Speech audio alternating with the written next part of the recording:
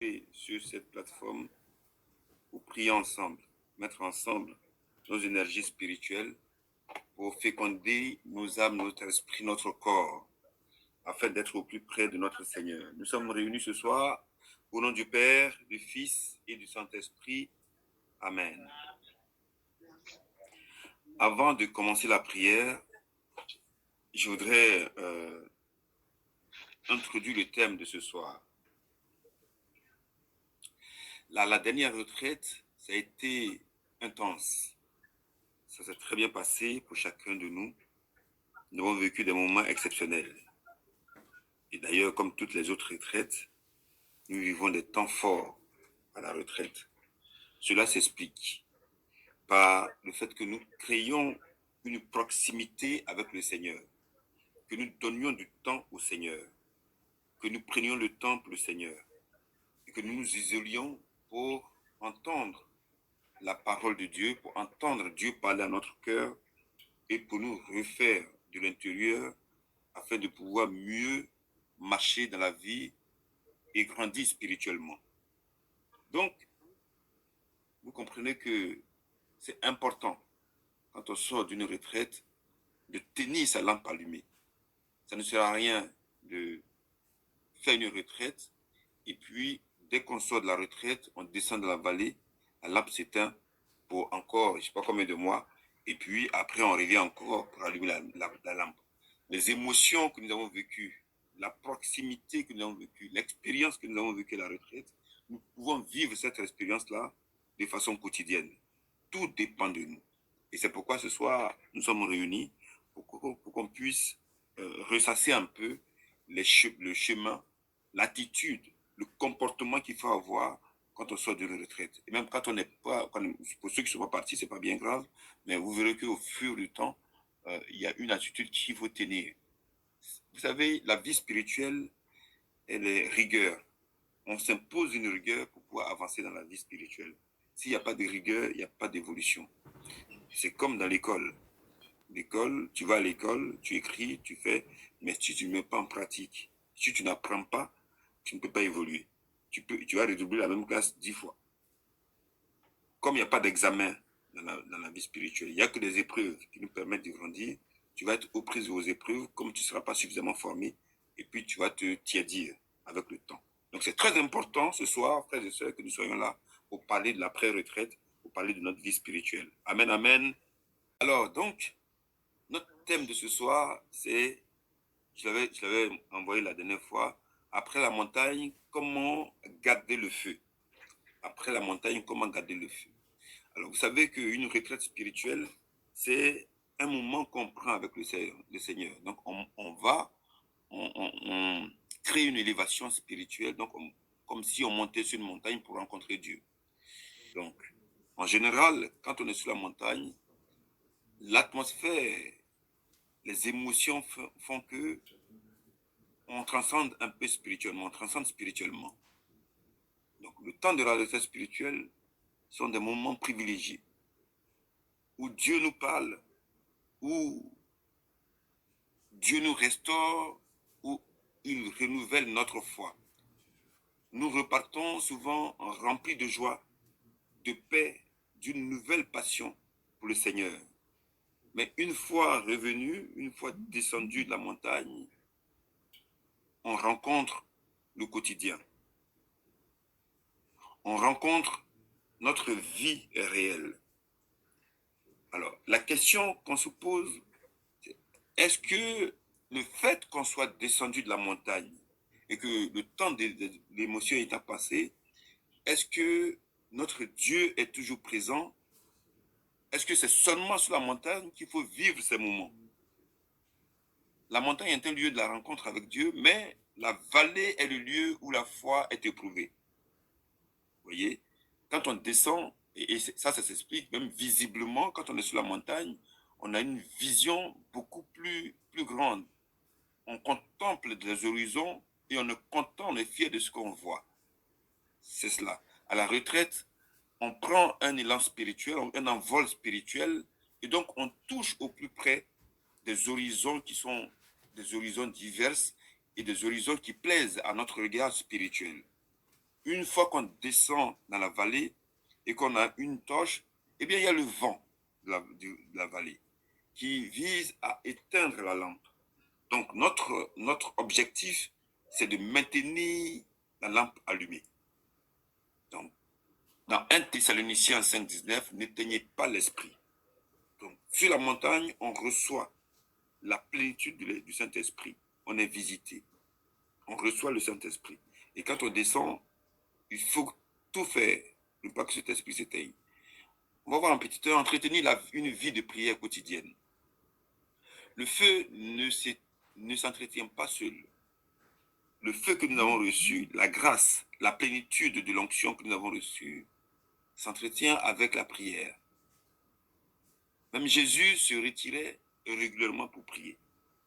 Ça veut dire quoi? Ça veut dire que pour retrouver, garder cette harmonie envers soi-même, il faut souvent se retirer du monde. Il faut savoir se retirer pour prier, tout seul, pour méditer. Parce que les ennemis de notre feu, c'est le monde dans lequel nous vivons. Ce sont les agitations multiples qui sont autour de nous. Ce sont des appels, ce sont les échanges de textos, des échanges d'emails, des échanges de paroles, des appels téléphoniques, des occupations. Tout cela n'est pas propice à garder cette attention vers le Seigneur. Parce que nous sommes dans le monde, nous vivons dans le monde. C'est pour cela que dans ce monde, il faut tout faire pour créer un moment privilégié avec ton Dieu. Un cœur à cœur. Le cœur à cœur, quand on dit se retirer, c'est faire silence en soi-même. On peut très bien aller dans un endroit paisible, pour ceux qui le peuvent, mais même dans le transport, on peut faire silence en soi. On peut ranger son téléphone et puis, là où on est, faire silence en soi, penser à son Dieu, méditer dans son Dieu, prier intérieurement. Voyez? Donc, se retirer du monde, ça peut être physiquement, ça peut être aussi spirituellement. Mais ça, il faut le faire de façon quotidienne. Il faut être régulier à cet exercice spirituel.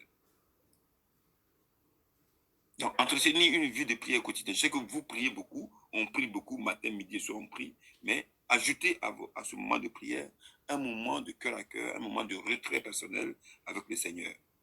Soit 5 minutes, soit 10 minutes, soit 20 minutes, comme vous voulez. À chacun sa façon de faire. Si tes transports durent 1 heure, dans les 1 heure, si tu prends 20 minutes ou 10 minutes de méditation, ça va pas durer. Tu ranges ton téléphone, voilà. Si tu ne fais pas ton chapelet, tu ranges ton téléphone et puis tu es là, tu médites. Tu veux prendre une parole de Dieu, une parole biblique sur laquelle tu médites. Un cœur à cœur avec le Seigneur. Tu es dans le monde, mais tu es retiré du monde par ta présence, par ton attitude. Voilà. Amen, amen. Donc, ça veut dire qu'on peut avoir l'attitude de Jésus, même en étant dans les transports, même en étant dans les lieux brûlants, on peut avoir cette attitude de Jésus. Maintenant, après, si tu n'arrives pas à le faire chez toi à la maison et que tu as la possibilité de le faire, c'est aussi une bonne chose. Si le matin aussi, très tôt le matin en te réveillant, si tu as la possibilité, après ta prière, de prendre ce cœur à cœur dans le silence avec le Seigneur, c'est aussi une bonne chose. Donc, frères et sœurs, ce que nous faisons ici, comme je l'ai dit tantôt, une classe spirituelle, une classe d'enseignement spirituel, elle est faite pour poser des actes, pour faire des expériences, pour mettre en pratique ce qu'on ressent. Ce qui a fait notre défaut pendant tout ce temps, c'est que parfois, au cours des enseignements, on écrit et après on ne révise pas. Mais si on ne révise pas, on ne peut pas rien ne change, il n'y a pas de dynamique dans notre élan spirituel. Or, vous savez très bien, la théorie et la pratique vont de pair. Si on a fait la théorie et qu'on n'a pas fait la pratique, il va nous manquer l'expérience, il va nous manquer la compétence. Or, la compétence et l'expérience spirituelle est donnée par le Saint-Esprit. C'est le Saint-Esprit qui t'utilise au quotidien pour faire valoir, pour te faire valoir. Donc, c'est lui qui te construit. Et en te retirant, tu vas à l'école spirituelle du Saint-Esprit. Amen, amen. Okay. Petit 2, nourrir son âme par la parole. En Matthieu 4, 4, il est écrit, l'homme ne vivra pas seulement de pain, mais de toute parole qui sort de la bouche de l'homme. La bouche de Dieu, pardon, de toute parole qui vient de Dieu. Alors, la parole de Dieu, elle est essentielle. Ça, on le sait. Mais je fais un remake, un rappel. La parole de Dieu, elle est essentielle. Elle est importante. Sans la parole, on n'est rien. Sans la parole, on ne peut rien. C'est pour cela que chaque fois que nous le pouvons, nous devons faire ce cœur à cœur avec la parole. Vous avez bien compris, à la retraite, il y avait beaucoup de paroles de Dieu. Il y avait certes le retrait du monde, de la ville, mais il y avait aussi la parole. Sans cette parole, nous ne pouvons pas nous approcher de Dieu. Nous ne pouvons pas comprendre les mystères qui existent et qui nous permettent d'être au plus près de Dieu. Donc la parole est importante. Donc, dans ce retrait, il faut aussi de la parole. Donc, tu as fait de la parole. Alors, on a remarqué qu'il y en a qui ont du mal à retrouver facilement la parole. Il y a la Bible à élève sur les téléphones. Je pense que tout le monde l'a. Elle est à portée de main. Pour ceux qui ne l'ont pas, il faut l'avoir à portée de main. Parce que c'est vrai qu'avoir la Bible sur soi, avoir la Bible dans son sac, c'est une bonne chose. C'est une très bonne chose. Mais une chose est de la voir et une chose est de pouvoir l'ouvrir assez facilement. Voilà. Donc, tous les moyens sont bons pour avoir accès à la parole assez facilement. Si pour vous, ce qui va vous aider, ce qui va nous aider à avoir accès facilement à la parole, c'est votre Bible, alors il faut avoir votre Bible. Si c'est votre téléphone, il faut ouvrir votre téléphone. Non pas pour aller regarder sur Facebook, mais cette fois-ci, pour aller regarder la parole de Dieu. Donc c'est important que la parole soit à portée de main. C'est pour cela, en général, dans la maison, on recommande de mettre des Bibles pour que la parole soit à portée de main. Pour qu'à chaque instant, on puisse l'ouvrir, on puisse la voir et pour qu'on puisse la méditer. Et comme elle est maintenant sur notre téléphone, à tout moment, on peut basculer, même entre deux actions, on peut basculer. Si le Saint-Esprit te met quelque chose à cœur, tu peux basculer dans la parole pour regarder. Donc, il faut que la parole soit toujours avec toi. Il faut que ton âme soit nourrie par la parole. Parce que si l'âme n'est pas nourrie par la parole, l'âme s'affaiblit. L'esprit également est nourri par la parole, le Saint-Esprit. Par le Saint-Esprit. Amen, amen. Donc, vivre dans l'obéissance. En petit 3, il faut vivre dans l'obéissance. Le Saint-Esprit agit pleinement dans un cœur disponible. Chaque acte d'obéissance nourrit le feu. Vous savez, quand on sort de la retraite et dans le quotidien, on a du mal. Parfois, on est déstabilisé, on a envie d'aller plus loin, mais on ne sait pas trop comment s'y prendre. Voilà. C'est-à-dire, voilà, on s'est dit peut-être, il faut que je fasse plus d'adoration. C'est bien. Il faut que je fasse. Mais après 3 mois, on se rend compte que l'adoration, le temps de l'adoration a diminué. Il faut poser des actes, il faut faire des choses qu'on plus facilement et qui vont durer dans le temps. La régularité. Il faut miser sur la régularité. Je préfère faire une dizaine de chapelets chaque jour, mais chaque jour, que de faire, je ne suis pas contre le rosaire, on peut faire le rosaire de façon sporadique, hein, une fois par semaine, une fois tous les jours, ou tous les jours, on peut le faire. Tant qu'on peut, on peut le faire. C'est ce qui est conseillé. Mais quand on débute dans la foi, ou bien quand on embrasse le côté spirituel, le côté charismatique, il faut aller à son rythme. Et à chaque fois, augmenter. Augmenter. Il faut aller progressivement. Parce que quand tu vas de façon exponentielle, c'est-à-dire très rapidement, parfois, très rapidement, tu descends. Il faut aller progressivement, même parfois en dents de scie. Tu montes un peu, tu descends, tu montes un peu, tu descends, mais tout en évoluant. Et quand c'est consistant, il y a une bonne base spirituelle. Vous voyez? Il y a une bonne base spirituelle. Et c'est la base, c'est le fondement spirituel qui fait que ta foi devient inébranlable. Voilà. Quand tu as un fondement spirituel assez consistant, ta foi devient inébranlable. Voilà. Tu peux enseigner, tu peux vivre des expériences, on va te secouer à gauche, à droite, mais tu restes ferme dans la foi.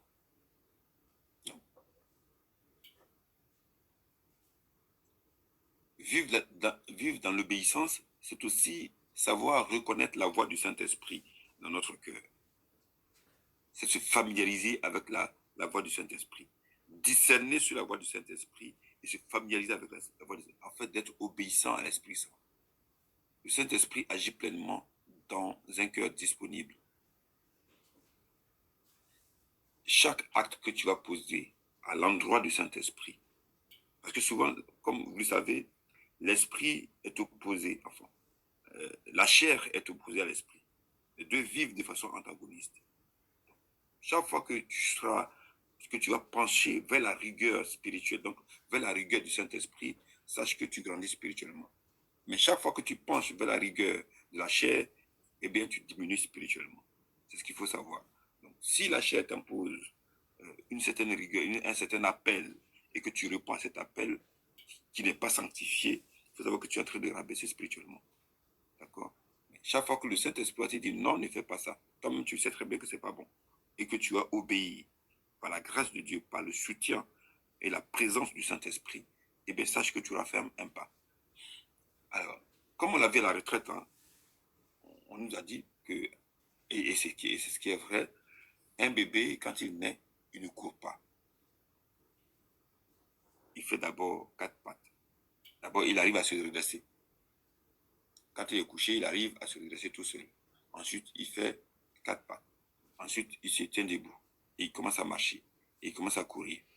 Et dans toutes ces étapes-là, il y a aussi les épreuves. Il tombe, il se relève. Parfois, il pleure. Parfois, il se cogne. Il se relève. Et bien, c'est comme ça notre vie. C'est comme ça notre vie. Il faut qu'on comprenne que si notre corps, l'appel de notre chair est traité durement, eh bien, notre consistance spirituelle grandit. Je m'explique. Si tu as dit non à l'appel de la chair, et même de façon drue, c'est-à-dire que même si c'est difficile et que tu réponds à l'appel du Saint-Esprit, sache que tu as gagné un combat. Que tu as gagné un combat de la chair, que tu as pris une transcendance spirituelle. Voilà, donc il faut vivre dans l'obéissance à l'Esprit Saint. Quatrième point, il faut rester dans la communion fraternelle. Un charbon isolé, une braise isolée s'étend rapidement. Une braise avec d'autres braises continue de brûler et garde le feu beaucoup plus consistant. N'abandonnons pas nos assemblées de prière, notre temps de prière. Comme c'est la coutume de quelques-uns, mais exhortons-nous mutuellement. Et d'autant plus que vous voyez le jour s'approcher. Hébreux 10, verset 25. N'abandonnons pas notre assemblée comme c'est la coutume de quelques-uns, mais exhortons-nous mutuellement. Et d'autant plus que vous voyez le jour s'approcher. Hébreux 10, verset 25. Ça veut dire quoi? Ça veut dire que, frères et sœurs, Dieu a déjà tout accompli. Hein. C'est nous les hommes qui allons du travers. Quand on dit faites l'effort pour venir à la communauté, à la prière, c'est pas que on veuille, comment dire ça, c'est pas c'est pas qu'on veut créer une obligation, mais c'est biblique, c'est Dieu qui le dit. Quand le Saint-Esprit est venu, la première des choses qu'ils ont créées, c'est la communauté. Ils vivaient en communauté. Pourquoi? Parce que en communauté, on grandit, on se soutient mutuellement, on se partage les expériences, on gagne, on reçoit des enseignements, on reçoit une ferveur. Quand on vit en communauté, c'est vrai, on peut avoir des oppositions, mais Dieu le permet pour que nous puissions grandir spirituellement. On peut se marcher dessus, mais Dieu le permet. Mais Dieu est présent. Un jour, le père Tabadogo est venu dans notre communauté et il dit, mais il nous a regardé jusqu'à, il dit, mais votre communauté, j'ai vu toutes les communautés, hein, mais communauté comme pour vous là, je n'ai jamais vu ça. Pourtant, Dieu est présent. Voyez, frères et sœurs, donc ça veut dire que Dieu fait avec notre nature. Il fait avec notre nature. Et dans Hébreux 10, verset 25, c'est écrit, n'abandonnons pas notre assemblée comme c'est la coutume de quelques-uns, mais exhortons-nous mutuellement et d'autant plus que vous voyez le jour s'approcher. C'est en assemblée, c'est dans la communauté qu'on apprend beaucoup de choses, qu'on apprend à grandir. C'est dans la communauté qu'on préserve notre flamme spirituelle. On dit, il est écrit, priez les uns pour les autres. Priez les uns pour les autres. Si tu restes isolé, qui va prier pour toi? Comment vas-tu prier pour les autres? C'est vrai qu'on se voit ici les mercredis, mais fais l'effort pour qu'on soit ensemble dans les moments qui sont indiqués dans les programmes qui ont été faits, c'est aussi important. C'est comme ça qu'on garde la flamme. C'est comme ça qu'on se contamine dans la flamme. Amen. Quatrième point, témoigner de ce que Dieu a fait. Le témoignage entretient la reconnaissance partagée, les œuvres de Dieu fortifient aussi ceux qui nous écoutent. Donc, si tu restes chez toi à la maison, ici, tu n'entends pas les témoignages. Ça, le témoignage, vous le savez déjà, je ne vais pas trop insister, mais le témoignage nous construit. Voilà, je ne vais pas trop insister là-dessus, on le sait. Servir.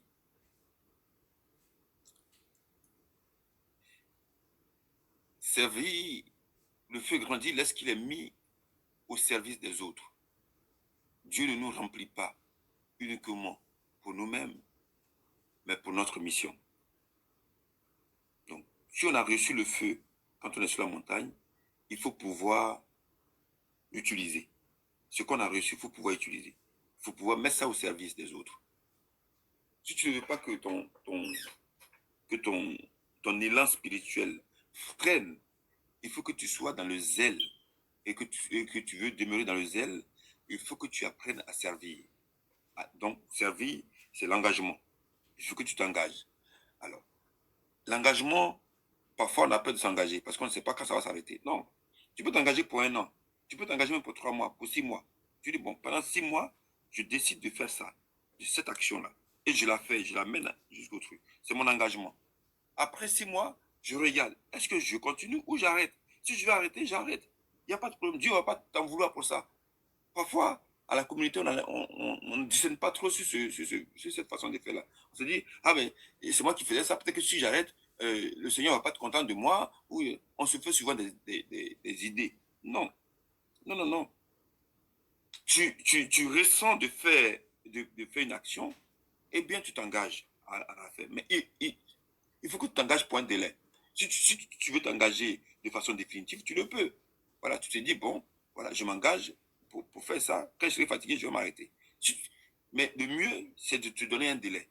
Et comme ça, au bout du délai, tu juges par toi-même. Est-ce que c'était bon? Est-ce que les fruits étaient bons? Est-ce que j'ai bien fait? C'est dans cela que Dieu aussi te visite. Parce que ce que tu as dans ton cœur, ce que tu penses dans ton esprit, Dieu le voit. Dieu voit ton cœur. La Bible dit qu'il voit une fourmi noire dans la nuit noire sur une pierre noire. Non. Dieu voit tout ce que tu fais. Et c'est comme ça qu'il t'accompagne. N'ayez pas peur de vous engager. C'est dans l'engagement aussi qu'on préserve son feu. C'est en nous mettant au service les uns les autres qu'on préserve son feu. Vous savez, les responsabilités que les gens occupent dans notre communauté, il n'y a pas de salaire. Tout ce qu'il y a, c'est la grâce de Dieu. On reçoit la grâce en retour. C'est tout. Et chacun s'engage en fonction de sa foi. Chacun s'engage en fonction de sa foi. Et c'est dans l'engagement que Dieu nous bénit. Donc, si tu es descendu avec le feu, c'est pas pour le mettre sur le boisseau. Quand la Bible dit quand on allume une lampe, c'est pour la mettre sur le lampadaire pour qu'elle éclaire. Tout le monde, c'est pas pour le mettre sur le boisseau. On a déjà vu ça ici. Donc, il faut s'engager pour servir. Et en servant les autres, c'est Dieu que tu sers, c'est ton Dieu que tu sers. Aujourd'hui, c'est Arthur, le président Arthur qui est au commande de notre communauté.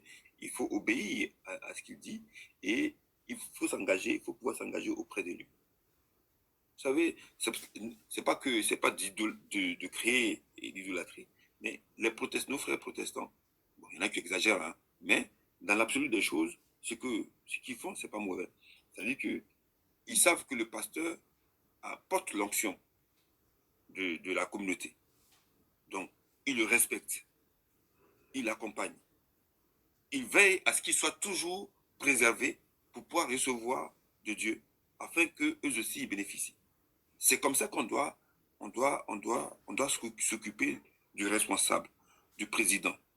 Parce que dans notre communauté, c'est vrai qu'il y a le père qui est l'aumônier qui regarde, qui a un regard d'accompagnateur sur notre communauté, mais c'est ce que le président décide qu'on va faire. Et même le président, quand il décide, il faut que c'est déjà approuvé par le père. Si le père n'est pas d'accord, on va revoir la position. Mais en général, le père acquiesce. Donc, il faut avoir une attitude bienveillante vis-à-vis du président. Si je donnais cet enseignement pendant que j'étais président, on dit, oh, on veut qu'on s'occupe de lui. Non. C'est pas ça. Donc, il faut être bienveillant avec votre président. Et il faut prier pour lui. Il faut prier pour sa famille. Il faut prier pour qu'il soit disposé et qu'il y ait une clarté dans son esprit. Amen, amen. C'est vrai, parfois, on peut ne pas être d'accord avec lui. On peut se frotter avec lui. On peut faire tout. Mais il faut avoir la capacité de rapidement raviser sa position. D'accord? Et puis avancer ensemble. D'accord? Voilà. C'est ce que je veux dire. Alors, veillez sur son cœur. Septième point.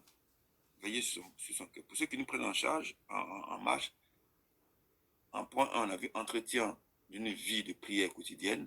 2, nourrir son âme par la prière. 3, vivre dans l'obéissance. 4, rester dans la communauté, dans la communion fraternelle. 5, témoigner de ce que Dieu fait. 6, servir. Et 7, on a veillé sur son cœur.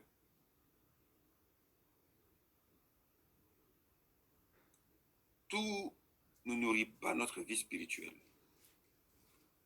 Évitons ce qui refroidit notre relation avec Dieu. Il y a des actes qui refroidissent notre action avec Dieu. Le péché. Il faut veiller. Il faut veiller sur soi-même et sur notre vision, sur nos actes. Il faut veiller à cela. Veiller à rester vigilant. Rester vigilant par rapport à notre vie spirituelle. C'est surveiller un peu ce qui nous plaît et qui nous conduit vers le péché. Vous voyez, les actes que nous posons, qui nous plaisent, mais qui ne confessent pas le nom de Dieu, il faut veiller à cela. Il faut regarder, il faut faire en sorte pour ne pas pencher vers ces actes-là. La distraction permanente. Oh, vous savez, notre temps est un temps de distraction. Avant, c'était encore moins. Beaucoup plus loin dans le passé, ça l'était encore moins. Vous voyez, avant, il n'y avait pas la radio, ni la télévision. Donc, on était beaucoup plus focalisé sur nous-mêmes. Après, il y a eu la radio, il y a eu la télévision. On a commencé à se distraire. Après, il y a eu le téléphone. Avant, le téléphone était juste fixe. Donc, si tu n'es pas à la maison, on ne peut pas t'appeler. Vous voyez? Et quand je dis ça, regardez comment les actions du malin à la distraction a coupé les enfants de Dieu de leur mamelle spirituelle. Regardez comment le plan, il advient progressivement, mais sereinement. La distraction rentre dans notre vie et nous éloigne réellement de la vie spirituelle. Quand le téléphone est rentré dans notre vie, avant, c'était à la maison. Et à la maison, on t'appelle, tu peux rester au téléphone. Il y en a qui ont exagéré, qui peuvent rester au téléphone pendant des heures. Après, il y a eu le téléphone portable. C'est-à-dire, tu l'as sur toi. On peut te joindre à tout moment. Donc, on peut te couper du monde à tout moment.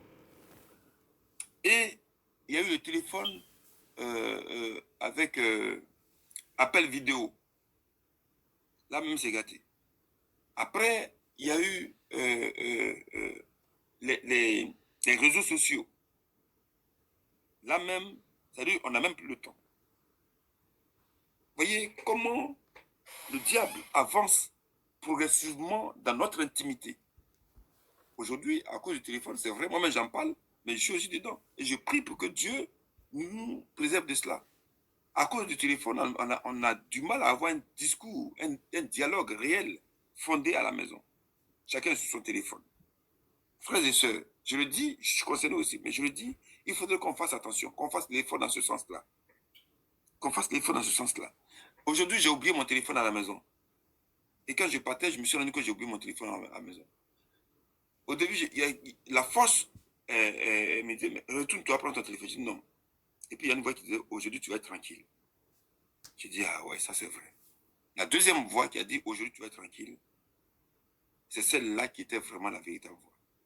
Mais j'étais tranquille aujourd'hui.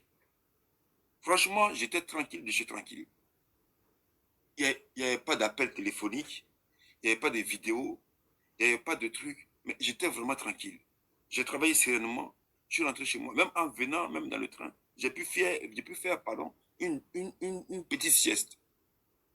Et je bénis Dieu pour cet oubli, pour me faire comprendre que il faut faire en sorte, il faut gérer son téléphone. Il faut apprendre à gérer son téléphone. Parce qu'aujourd'hui, c'est le téléphone qui nous gère. Ça, il faut le dire. C'est le téléphone qui nous gère. Il faut qu'on arrive progressivement à sortir de ce plan machiavélique que le démon nous a imposé. À cause du téléphone, nous avons du mal à nous concentrer spirituellement.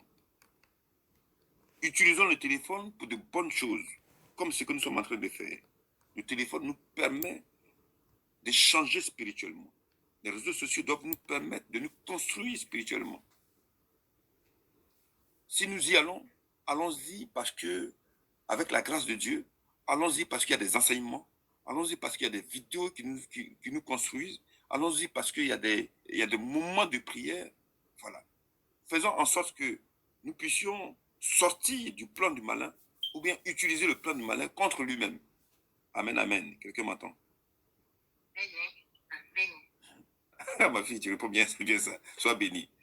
Donc, premier point, le péché. Deuxième point, la distraction permanente. On se comprend, hein? Si on veut garder notre feu allumé, voici les éléments qu'il faut voir. La distraction permanente, le découragement. On peut être découragé par moment parce que on attendait tel truc et c'est pas arrivé. On attendait telle chose et puis c'est pas arrivé. Vous savez, le malin, il a un plan pour nous. Il a toujours un plan pour nous. Dieu fait un plan et le malin fait un plan. Le découragement, une fois que tu es découragé, tu ne peux plus avancer. Une fois que tu es découragé, résolument, le malin te conduit vers d'autres auspices. Il te conduit vers un autre plan qui n'est plus le plan de Dieu. Non. Le découragement n'est pas de Dieu. On peut être déçu parce qu'on attendait quelque chose qui n'est pas arrivé, mais ça doit être très rapide. Il faut qu'on passe là-dessus très rapidement. Car tout est grâce. Tout est grâce. Tout ce que nous faisons est grâce. Tout ce que Dieu, tout ce qui nous arrive est grâce. Vous voyez, même la perte d'un être cher, c'est grâce. Pourquoi? Parce que nous ne sommes ni le moment où nous allons partir. Chacun de nous va partir. Donc, à partir du moment où cette personne a dévancé, nous lui confions la mission d'intercéder pour nous. Et nous prions aussi pour elle. Tout est grâce. À partir du moment où tu as compris ça, je pense que ta vie va prendre une autre tournure. Parce qu'il n'y aura point d'amertume, point de découragement, point de plainte. Tu seras que dans l'action de grâce.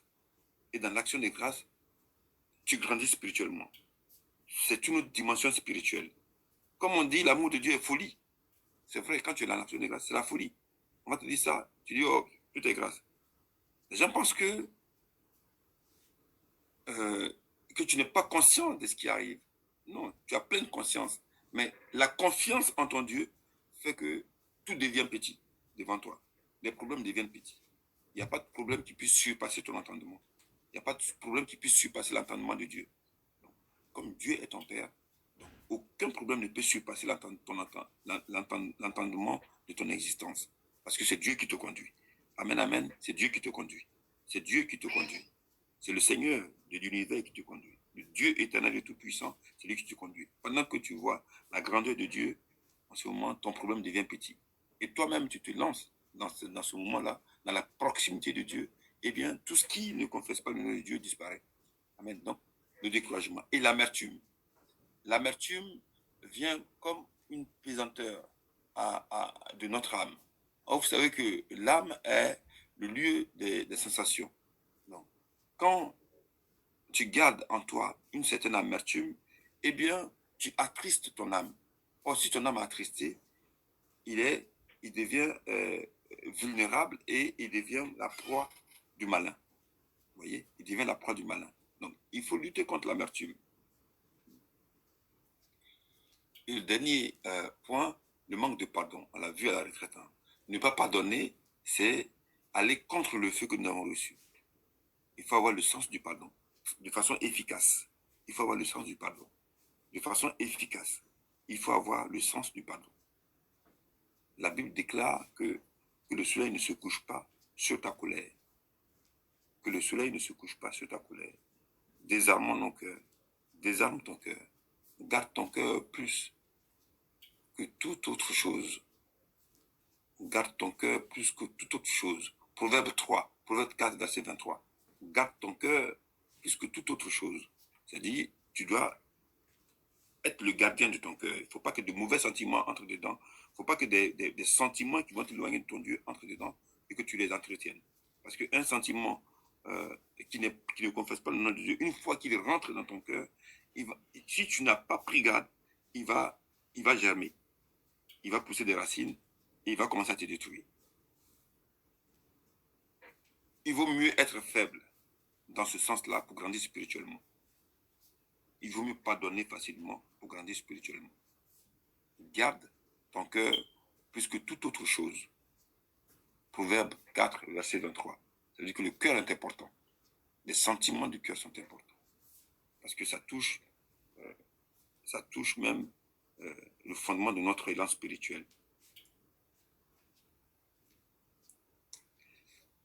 La montagne est un lieu de visitation.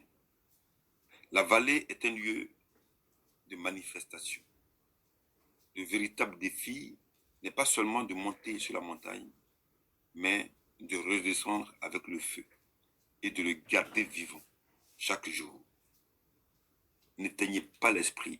C'est dans 1 Thessaloniciens, verset 5, 1 Thessaloniciens, 5, verset 19. Frères et sœurs, ce que nous allons faire ce soir, nous allons prier. Nous allons prier parce que pour certains déjà, les vents contraires viennent déjà contre la flamme.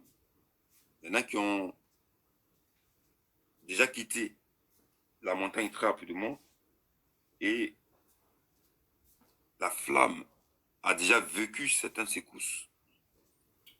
On va la raviver ce soir.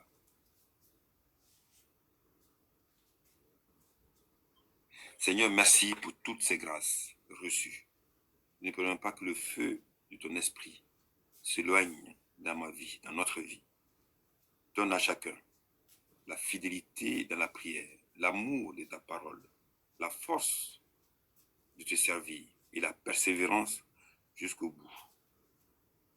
Fais de nous une lumière qui éclaire le monde, au nom puissant de Jésus-Christ.